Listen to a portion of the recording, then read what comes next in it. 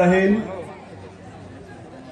আজকে চরবরবী ইউনিয়ন বিএনপির দ্বিবার্ষিক সম্মেলনের সম্মানিত সভাপতি এবং এই সম্মেলনে উপস্থিত আছেন, প্রধান অতিথি হিসেবে উপস্থিত আছেন চাঁদপুর হাইমচর মাটি ও মানুষের নেতা, কারা নির্যাতিত নেতা, চাঁদপুর জেলা বিএনপির বিপ্লবী সভাপতি জনাব শেখ ফরিদ আহমেদ মানিক ভাই সহ সিনিয়র নেতৃবৃন্দ এবং এই চরবরবী ইউনিয়নবাসীকে চাঁদপুর জেলা ছাত্রদলের পক্ষ থেকে রক্তিম শুভেচ্ছা ও অভিনন্দন।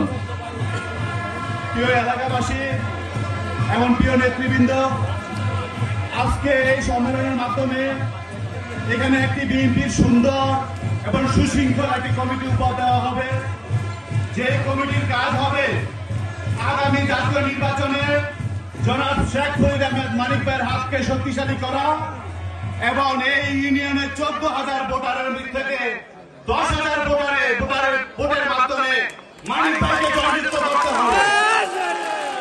প্রিয় নেতৃবৃন্দ এবং হাইমচরবাসী, আপনারা দেখেছেন বিগত 17 বছর এই চাঁদপুর হাইমচরের মানুষের মাঝে মানিক ভাই ছিল, যত অত্যাচার নির্যাতনের মাঝে আমাদের পাশে উনি ছিল। আজকে অনেক দেশি পাগলের বাংলাদেশে চাঁদপুরের বাদ নাই, তার উপরে এসে বসেছে বিদেশি পাগল সংগ্রাহী বন্ধুগণ। প্রিয় এলাকাবাসী, আপনাদেরকে বলছি, আপনারা যখনই মানিক ভাইয়ের বাইরে কোন প্রতিনিধি দেখবেন তাকে যেখানেই পাবেন সেখানেই প্রতিহত করবেন। মানিক ভাইয়ের জন্য